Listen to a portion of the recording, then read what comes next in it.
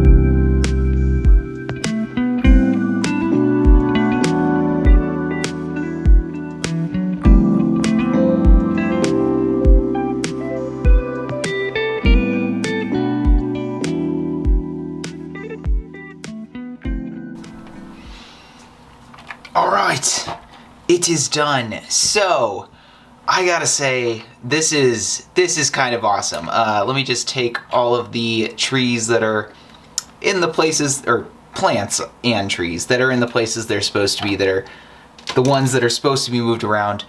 But beyond that, I will say, it is not hard to just, pop these little trees off and move them wherever you want to. There's really no limit to where you can put things. You can just pop a tree off, put it over here. Let's say I want the trees like that. That's just fine. There's really no limit to where you can put things other than maybe the main building here. You can't really move that. You probably shouldn't, because I mean that's a little more integrated into the actual build itself. But the rest of the little details and stuff, you're pretty free and easily can just move wherever you want. There's an unlimited number of places, and you can move the little lanterns around on the studs that are within the water. And if you really wanted to, you could probably move the locust as well, but honestly, the little bottom lily pad part of it is a little bit hard to move, so that's one of the ones I wouldn't recommend moving, but you can, and that's just kind of I think the essence of this. And there's really no wrong way to do it that makes it look bad, and I'm just gonna randomly plop these in. I don't have any rhyme or reason what I'm doing here. I'm just gonna do it. Yeah, that is beautiful. I can do that in seconds, and that's the essence of a little garden, I feel, and that alone, they nailed it. I gotta say, in this, I love the little tea thing going on here.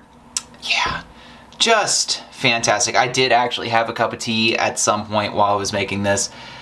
It's great. This is fantastic. This is definitely gonna go and could go in any little place for me, and if you really wanted, this could easily also be integrated into a city of some kind, because you could just get rid of the base and just do the terrain and stuff, and all of a sudden you have a city part and a city chunk.